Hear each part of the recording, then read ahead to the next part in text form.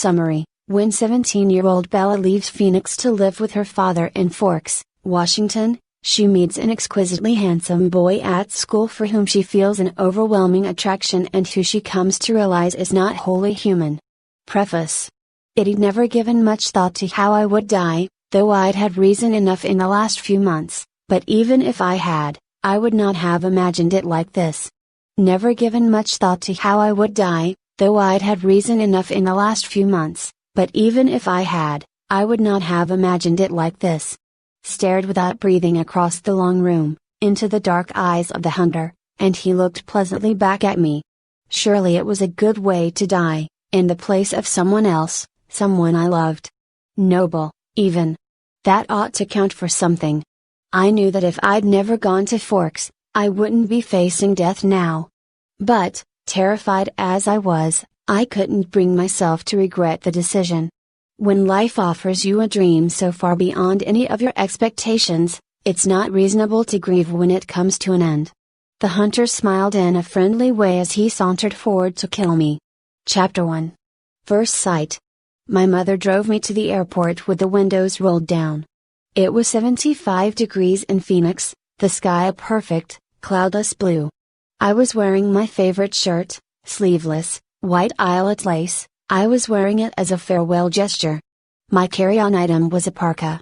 In the Olympic Peninsula of northwest Washington state, a small town named Forks exists under a near constant cover of clouds. It rains on this inconsequential town more than any other place in the United States of America.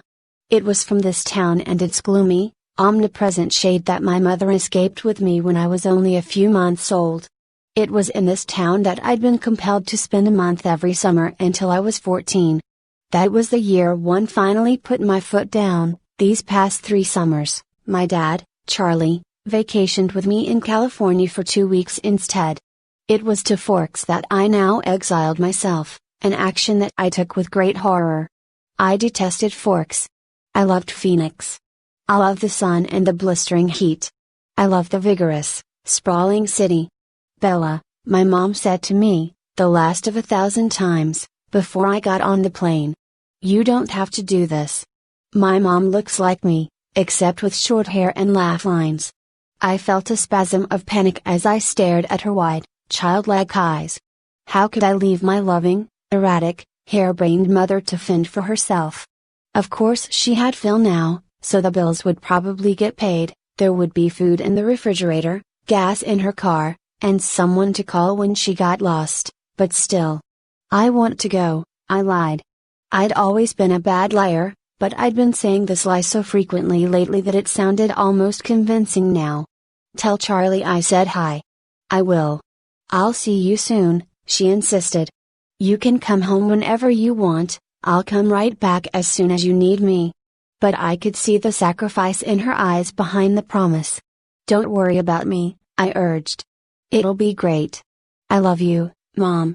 She hugged me tightly for a minute, and then I got on the plane, and she was gone. It's a 4-hour flight from Phoenix to Seattle, another hour in a small plane up to Port Angeles, and then an hour drive back down to Forks. Flying doesn't bother me, the hour in the car with Charlie, though, I was a little worried about. Charlie had really been fairly nice about the whole thing. He seemed genuinely pleased that I was coming to live with him for the first time with any degree of permanence. He'd already gotten me registered for high school and was going to help me get a car. But it was sure to be awkward with Charlie. Neither of us was what anyone would call verbose, and I didn't know what there was to say regardless. I knew he was more than a little confused by my decision. Like my mother before me, I hadn't made a secret of my distaste for Forks. When I landed in Port Angeles, it was raining. I didn't see it as an omen, just unavoidable. I'd already said my goodbyes to the sun. Charlie was waiting for me with the cruiser. This I was expecting, too. Charlie is police chief sworn to the good people of Forks. My primary motivation behind buying a car, despite the scarcity of my funds, was that I refused to be driven around town in a car with red and blue lights on top. Nothing slows down traffic like a cop. Charlie gave me an awkward, one-armed hug when I stumbled my way off the plane. It's good to see you, Bells, he said, smiling as he automatically caught and steadied me. You haven't changed much. How's Renee? Mom's fine. It's good to see you, too, Dad. I wasn't allowed to call him Charlie to his face. I had only a few bags. Most of my Arizona clothes were too permeable for Washington. My mom and I had pooled our resources to supplement my winter wardrobe, but it was still scanty. It all fit easily into the trunk of the cruiser. I found a good car for you, really cheap, he announced when we were strapped in. What kind of car? I was suspicious of the way he said good car for you as opposed to just good car. Well, it's a truck actually, a Chevy. Where did you find it? Do you remember Billy Black down at La Push? La Push is the tiny Indian reservation on the coast. No. He used to go fishing with us during the summer, Charlie prompted. That would explain why I didn't remember him. I do a good job of blocking painful, unnecessary things from my memory. He's in a wheelchair now, Charlie continued when I didn't respond, so he can't drive anymore, and he offered to sell me his truck cheap. What year is it? I could see from his change of expression that this was the question he was hoping I wouldn't ask. Well, Billy's done a lot of work on the engine, it's only a few years old, really. I hoped he didn't think so little of me as to believe I would give up that easily. When did he buy it? He bought it in 1984, I think. Did he buy it new? Well, no. I think it was new in the early 60s, or late 50s at the earliest, he admitted sheepishly. Dad, I don't really know anything about cars. I wouldn't be able to fix it if anything went wrong, and I couldn't afford a mechanic. Really, Bela, the thing runs great. They don't build them like that anymore. The thing, I thought to myself. It had possibilities, as a nickname, at the very least. How cheap is cheap? After all, that was the part one couldn't compromise on. Well, honey, I kind of already bought it for you. As a homecoming gift. Charlie peeked sideways at me with a hopeful expression. Wow. Free. You didn't need to do that, Dad. I was going to buy myself a car. I don't mind. I want you to be happy here. He was looking ahead at the road when he said this. Charlie wasn't comfortable with expressing his emotions out loud. I inherited that from him. So I was looking straight ahead as I responded. That's really nice, Dad. Thanks. I really appreciate it. No need to add that my being happy in Forks is an impossibility. He didn't need to suffer along with me. And I never looked a free truck in the mouth, or engine. Well, now, you're welcome, he mumbled, embarrassed by my thanks. We exchanged a few more comments on the weather, which was wet, and that was pretty much it for conversation. We stared out the windows in silence. It was beautiful, of course, I couldn't deny that. Everything was green, the trees, their trunks covered with moss, their branches hanging with a canopy of it, the ground covered with ferns. Even the air filtered down greenly through the leaves. It was too green, an alien planet. Eventually we made it to Charlie's. He still lived in the small, two-bedroom house that he'd bought with my mother in the early days of their marriage. Those were the only kind of days their marriage had, the early ones. There, parked on the street in front of the house that never changed, was my new to me, truck. It was a faded red color, with big, rounded fenders and a bulbous cab. To my intense surprise, I loved it. I didn't know if it would run, but I could see myself in it. Plus, it was one of those solid iron affairs that never gets damaged, the kind you see at the scene of an accident, paint unscratched, surrounded by the pieces of the foreign car it had destroyed. Wow, Dad, I love it. Thanks. Now my horrific day tomorrow would be just that much less dreadful. I wouldn't be faced with the choice of either walking 2 miles in the rain to school or accepting a ride in the Chief's cruiser. I'm glad you like it, Charlie said gruffly, embarrassed again. It took only one trip to get all my stuff upstairs. I got the west bedroom that faced out over the front yard. The room was familiar, it had been belonged to me since I was born. The wooden floor, the light blue walls, the peaked ceiling, the yellowed lace curtains around the window, These were all a part of my childhood.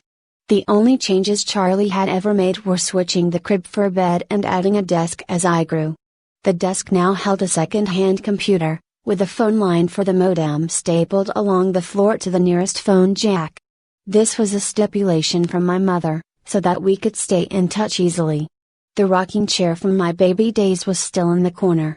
There was only one small bathroom at the top of the stairs, which I would have to share with Charlie. I was trying not to dwell too much on that fact. One of the best things about Charlie is he doesn't hover. He left me alone to unpack and get settled, a feat that would have been altogether impossible for my mother. It was nice to be alone, not to have to smile and look pleased, a relief to stare dejectedly out the window at the sheeting rain and let just a few tears escape. I wasn't in the mood to go on a real crying jag. I would save that for bedtime, when I would have to think about the coming morning. Forks High School had a frightening total of only 357, now 58, students. There were more than 700 people in my junior class alone back home.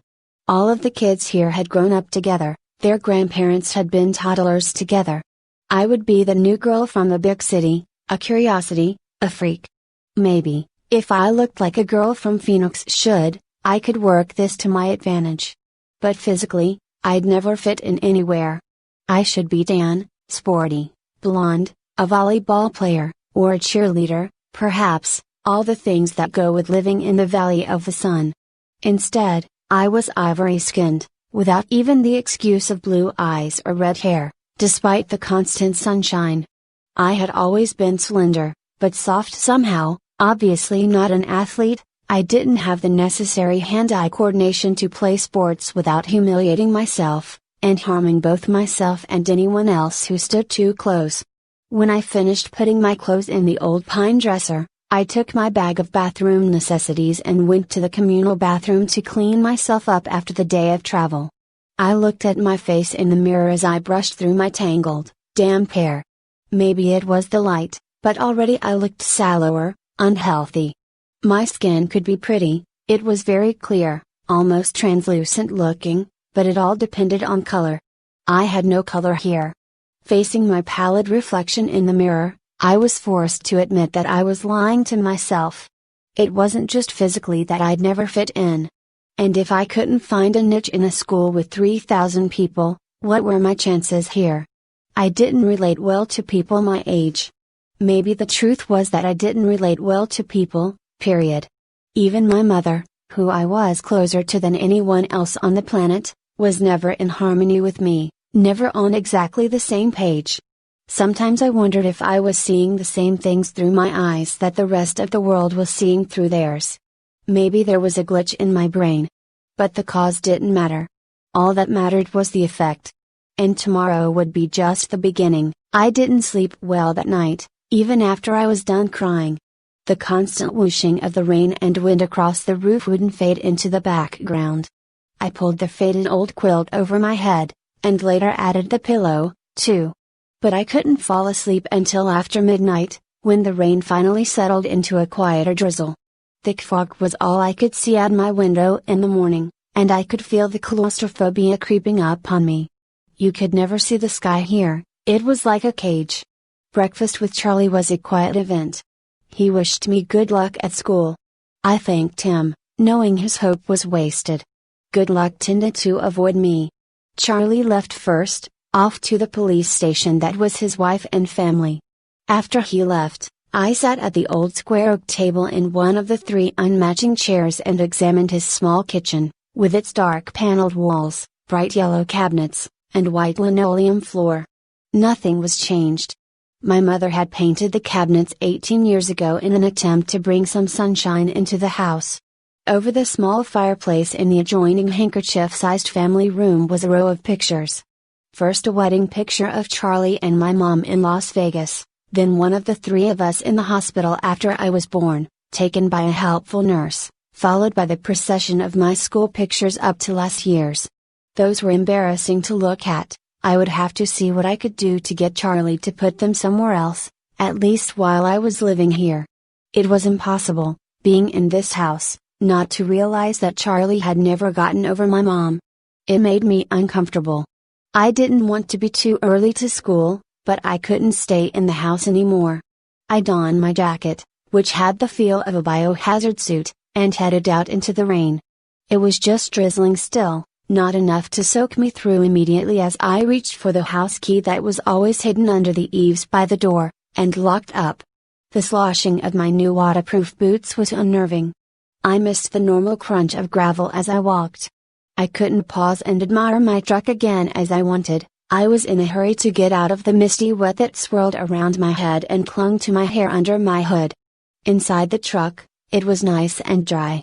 Either Billy or Charlie had obviously cleaned it up, but the tan upholstered seats still smelled faintly of tobacco, gasoline, and peppermint. The engine started quickly, to my relief, but loudly, roaring to life and then idling at top volume. Well, a truck this old was bound to have a flaw. The antique radio worked, a plus that I hadn't expected.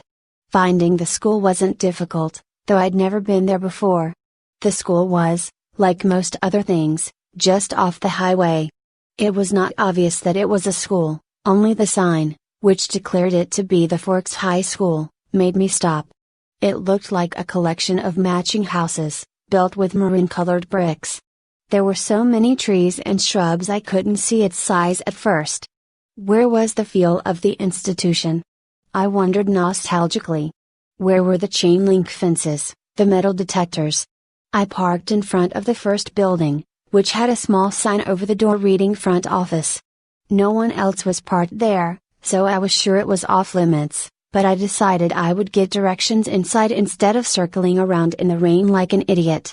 I stepped unwillingly out of the toasty truck cab and walked down a little stone path lined with dark hedges. I took a deep breath before opening the door. Inside, it was brightly lit, and warmer than I'd hoped.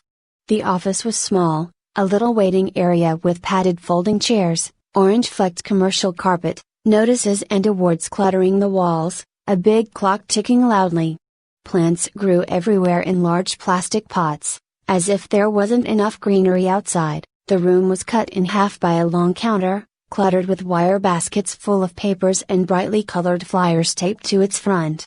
There were 3 desks behind the counter, one of which was manned by a large, red-haired woman wearing glasses. She was wearing a purple t-shirt, which immediately made me feel overdressed. The red-haired woman looked up. "Can I help you?" "I'm Isabella Swan," I informed her, and saw the immediate awareness light her eyes. I was expected, a topic of gossip no doubt. Daughter of the chief's flighty ex-wife, come home at last. "Of course," she said. She dug through a precariously stacked pile of documents on her desk till she found the ones she was looking for. "I have your schedule right here, and a map of the school." She brought several sheets to the counter to show Ro. She went through my classes for me, highlighting the best route to each on the map, and gave me a slip to have each teacher sign, which I was to bring back at the end of the day. She smiled at me and hoped, like Charlie, that I would like it here in Forks. I smiled back as convincingly as I could. When I went back out to my truck, other students were starting to arrive. I drove around the school, following the line of traffic. I was glad to see that most of the cars were older like mine, nothing flashy. At home I lived in one of the few lower-income neighborhoods that were included in the Paradise Valley district. It was a common thing to see a new Mercedes or Porsche in the student lot. The nicest car here was a shiny Volvo, and it stood out. Still, I cut the engine as soon as I was in a spot, so that the thunderous volume wouldn't draw attention to me. I looked at the map in the truck, trying to memorize it now. Hopefully I wouldn't have to walk around with it stuck in front of my nose all day. I stuffed everything in my bag, slung the strap over my shoulder, and sucked in a huge breath. "I can do this," I lied to myself feebly. No one was going to bite me. I finally exhaled and stepped out of the truck. I kept my face pulled back into my hood as I walked to the sidewalk, crowded with teenagers. My plain black jacket didn't stand out, I noticed with relief. Once I got around the cafeteria, Building 3 was easy to spot. A large black 3 was painted on a white square on the east corner. I felt my breathing gradually creeping toward hyperventilation as I approached the door. I tried holding my breath as I followed two unisex raincoats through the door. The classroom was small. The people in front of me stopped just inside the door to hang up their coats on a long row of hooks. I copied them. They were two girls, one a porcelain-colored blonde, the other also pale, with light brown hair. At least my skin wouldn't be a standout here. I took the slip up to the teacher, a tall, balding man whose desk had a nameplate identifying him as Mr. Mason. He gawked at me when he saw my name, not an encouraging response, and of course I flushed tomato red. But at least he sent me to an empty desk at the back without introducing me to the class. It was harder for my new classmates to stare at me in the back, but somehow, they managed. I kept my eyes down on the reading list the teacher had given me. It was fairly basic: Bronte, Shakespeare, Chaucer, Faulkner. I'd already read everything. That was comforting. And boring. I wondered if my mom would send me my folder of old essays, or if she would think that was cheating. I went through different arguments with her in my head while the teacher droned on. When the bell rang, a nasal buzzing sound, a gangly boy with skin problems and hair black as an oil slick leaned across the aisle to talk to me. "You're Isabella Swan, aren't you?" He looked like the overly helpful, chess club type. "Bella," I corrected. Everyone within a 3-seat radius turned to look at me. "Where is your next class?" he asked. I had to check in my bag. Government, with Jefferson, in Building 6. There was nowhere to look without meeting curious eyes. "I'm headed toward Building 4, I could show you the way." Definitely over-helpful. "I'm Eric," he added. I smiled tentatively. "Thanks." We got our jackets and headed out into the rain, which had picked up. I could have sworn several people behind us were walking close enough to eavesdrop. I hoped I wasn't getting paranoid. "So, this is a lot different than Phoenix, huh?" he asked. "Very. It doesn't rain much there, does it?" 3 or 4 times a year. "Wow, what must that be like?" he wondered. "Sunny," I told him. "You don't look very tan." "My mother is part albino." He studied my face apprehensively, and I sighed. It looked like clouds and a sense of humor didn't mix. A few months of this and I'd forget how to use sarcasm. We walked back around the cafeteria, to the south buildings by the gym. Eric walked me right to the door, though it was clearly marked. "Well, good luck," he said as I touched the handle. "Maybe we'll have some other classes together." He sounded hopeful. I smiled at him vaguely and went inside. The rest of the morning passed in about the same fashion. My trigonometry teacher, Mr. Varner, who I would have hated anyway just because of the subject he taught, was the only one who made me stand in front of the class and introduce myself. I stammered, blushed, and tripped over my own boots on the way to my seat. After 2 classes, I started to recognize several of the faces in each class. There was always someone braver than the others who would introduce themselves and ask me questions about how I was liking forks. I tried to be diplomatic, but mostly I just lied a lot. At least I never needed the map. One girl sat next to me in both Trig and Spanish, and she walked with me to the cafeteria for lunch. She was tiny, several inches shorter than my 5 feet 4 inches, but her wildly curly dark hair made up a lot of the difference between our heights. I couldn't remember her name, so I smiled and nodded as she prattled about teachers and classes. I didn't try to keep up. We sat at the end of a full table with several of her friends, who she introduced to me. I forgot all their names as soon as she spoke them. They seemed impressed by her bravery in speaking to me. The boy from English, Eric, waved at me from across the room. It was there, sitting in the lunchroom, trying to make conversation with 7 curious strangers, that I first saw them. They were sitting in the corner of the cafeteria, as far away from where I sat as possible in the long room. There were 5 of them. They weren't talking, and they weren't eating, though they each had a tray of untouched food in front of them. They weren't gawking at me, unlike most of the other students, so it was safe to stare at them without fear of meeting an excessively interested pair of eyes. But it was none of these things that caught, and held, my attention. They didn't look anything alike. Of the three boys, one was big, muscled like a serious weightlifter, with dark, curly hair. Another was taller, leaner, but still muscular, and honey blonde. The last was lanky, less bulky, with untidy, bronze-colored hair. He was more boyish than the others, who looked like they could be in college, or even teachers here rather than students. The girls were opposites. The tall one was statuesque. She had a beautiful figure, the kind you saw on the cover of the Sports Illustrated swimsuit issue, the kind that made every girl around her take a hit on her self-esteem just by being in the same room. Her hair was golden, gently waving to the middle of her back. The short girl was pix-like, thin in the extreme, with small features. Her hair was a deep black, cropped short and pointing in every direction. And yet, they were all exactly alike. Every one of them was chalky pale, the palest of all the students living in this sunless town. Paler than me, the albino. They all had very dark eyes despite the range in hair tones. They also had dark shadows under those eyes, purplish, bruise-like shadows. As if they were all suffering from a sleepless night, or almost done recovering from a broken nose. Though their noses, all their features, were straight, perfect, angular. But all this is not why I couldn't look away. I stared because their faces, so different, so similar, were all devastatingly, inhumanly beautiful. They were faces you never expected to see except perhaps on the airbrushed pages of a fashion magazine. Or painted by an old master as the face of an angel. It was hard to decide who was the most beautiful, maybe the perfect blonde girl, or the bronze-haired boy. They were all looking away, away from each other, away from the other students, away from anything in particular as far as I could tell. As I watched, the small girl rose with her tray, unopened soda, unbitten apple, and walked away with a quick, graceful lope that belonged on a runway.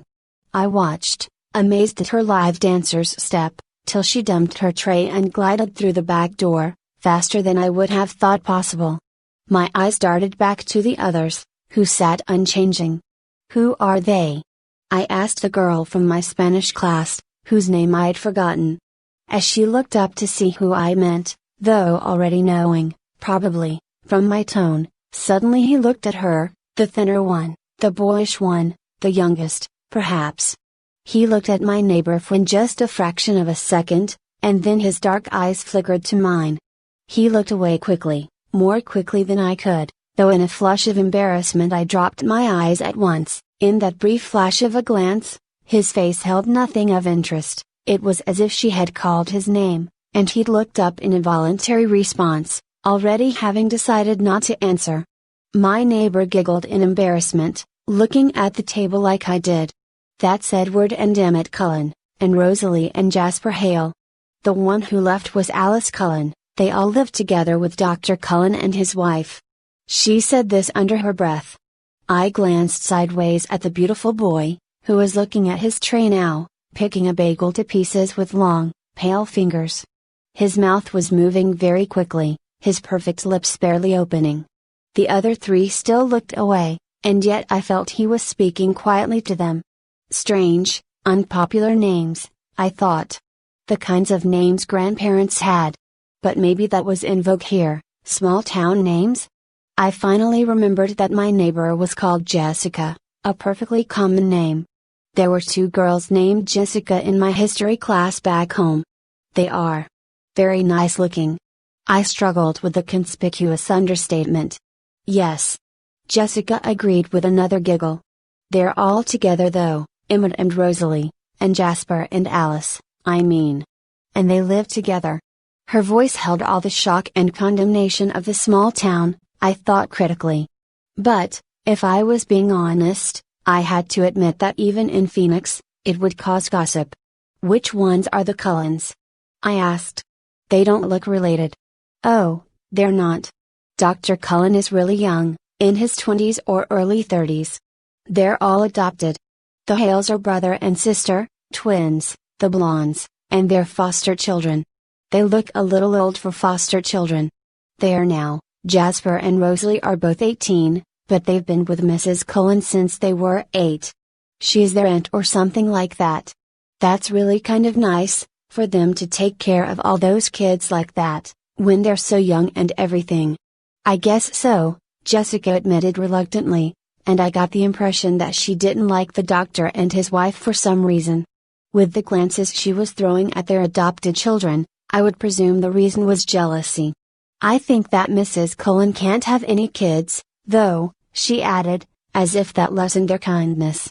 Throughout all this conversation, my eyes flickered again and again to the table where the strange family sat.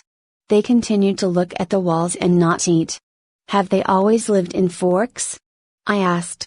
Surely I would have noticed them on one of my summers here. No, she said in a voice that implied it should be obvious, even to a new arrival like me. They just moved down 2 years ago from somewhere in Alaska. I felt a surge of pity, and relief. Pity because, as beautiful as they were outsiders, clearly not accepted. Relief that I wasn't the only newcomer here, and certainly not the most interesting by any standard. As I examined them, the youngest, one of the Cullens, looked up and met my gaze, this time with evident curiosity in his expression.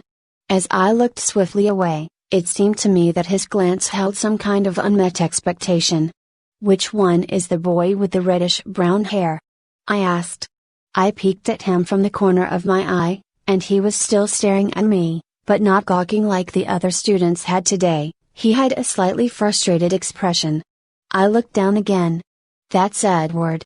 He's gorgeous, of course, but don't waste your time. He doesn't date.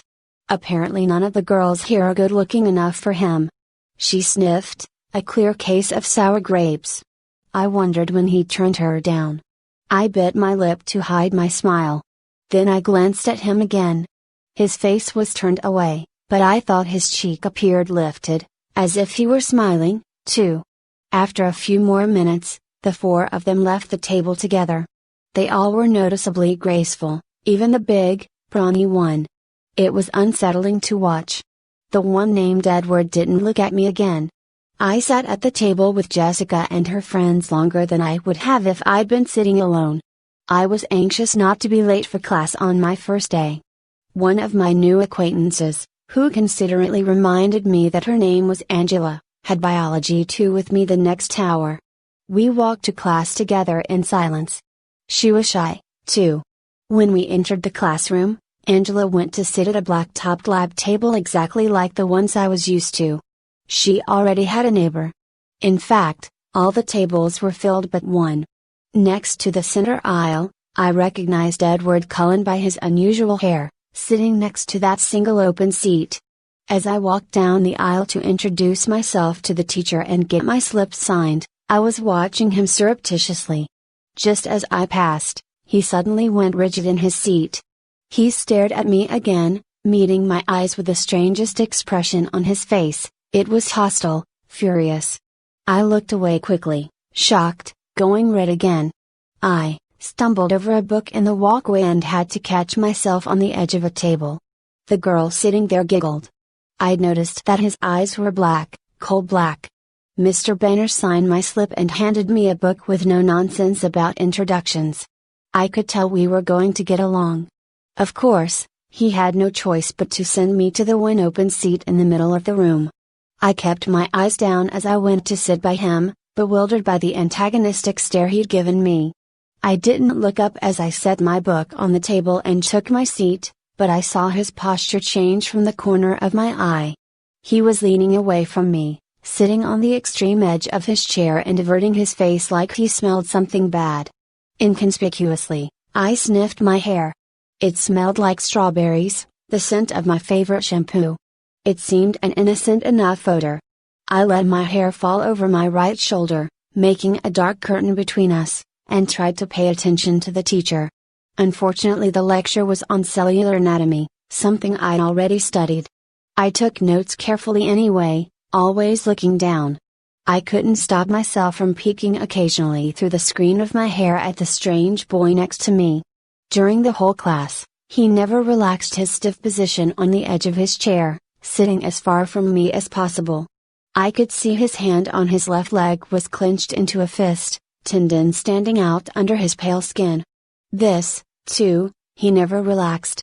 He had the long sleeves of his white shirt pushed up to his elbows, and his forearm was surprisingly hard and muscular beneath his light skin. He wasn't nearly as slight as he'd looked next to his burly brother. The class seemed to drag on longer than the others. Was it because the day was finally coming to a close, or because I was waiting for his tight fist to loosen? It never did. He continued to sit so still it looked like he wasn't breathing. What was wrong with him? Was this his normal behavior? I questioned my judgment on Jessica's bitterness at lunch today. Maybe she was not as resentful as I'd thought. It couldn't have anything to do with me. He didn't know me from Eve. I peeked up at him one more time, and regretted it. He was glaring down at me again, his black eyes full of revulsion.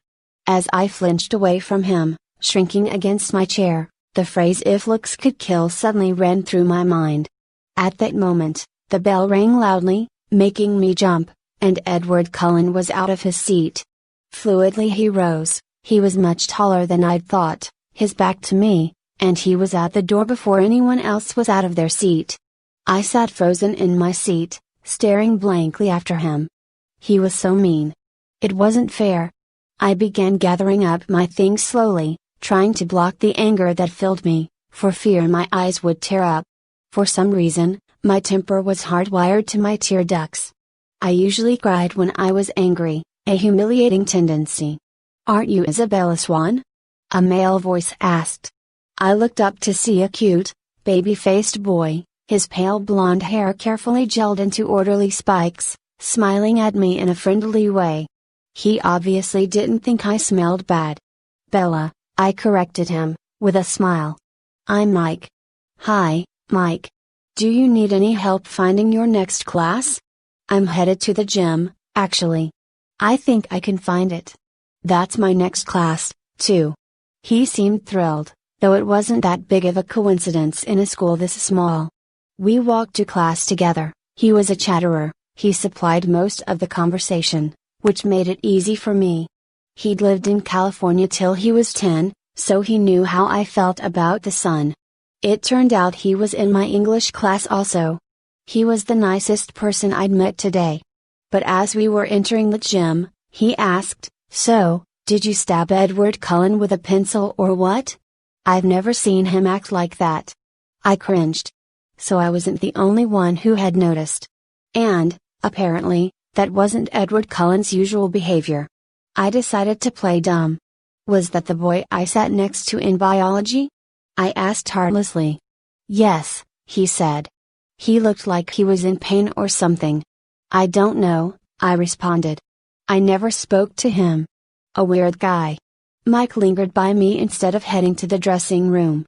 "If I were lucky enough to sit by you, I would have talked to you." I smiled at him before walking through the girls' locker room door. He was friendly and clearly admiring. But it wasn't enough to ease my irritation. The gym teacher, Coach Clapp, found me a uniform but didn't make me dress down for today's class. At home, only 2 years of RE were required. Here, PE was mandatory all 4 years. Forks was literally my personal hell on earth. I watched 4 volleyball games running simultaneously. Remembering how many injuries I had sustained, and inflicted, playing volleyball, I felt faintly nauseated.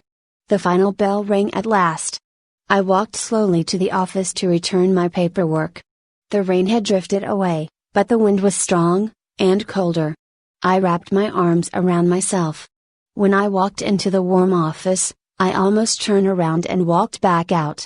Edward Cullen stood at the desk in front of me. I recognized again that tousled bronze hair. He didn't appear to notice the sound of my entrance. I stood pressed against the back wall, waiting for the receptionist to be free. He was arguing with her in a low, attractive voice. I quickly picked up the gist of the argument. He was trying to trade from 6th hour biology to another time, any other time. I just couldn't believe that this was about me. It had to be something else, something that happened before I entered the biology room. The look on his face must have been about another aggravation entirely. It was impossible that this stranger could take such a sudden, intense dislike to me. The door opened again, and the cold wind suddenly gusted through the room, rustling the papers on the desk, swirling my hair around my face. The girl who came in merely stepped to the desk, placed a note in the wire basket, and walked out again. But Edward Cullen's back stiffened, and he turned slowly to glare at me. His face was absurdly handsome, with piercing, hate-filled eyes. For an instant, I felt a thrill of genuine fear, raising the hair on my arms. The look only lasted a second, but it chilled me more than the freezing wind. He turned back to the receptionist. "Never mind, then," he said hastily in a voice like velvet. "I can see that it's impossible. Thank you so much for your help," and he turned on his heel without another look at me, and disappeared out the door. I went meekly to the desk, my face white for once instead of red, and handed her the signed slip. "How did your first day go, dear?" the receptionist asked maternally. "Fine," I lied, my voice weak. She didn't look convinced. When I got to the truck, it was almost the last car in the lot. It seemed like a haven, already the closest thing to home I had in this damp green hole. I sat inside for a while, just staring out the windshield blankly. But soon I was cold enough to need the heater, so I turned the key and the engine roared to life. I headed back to Charlie's house, fighting terrors the whole way there.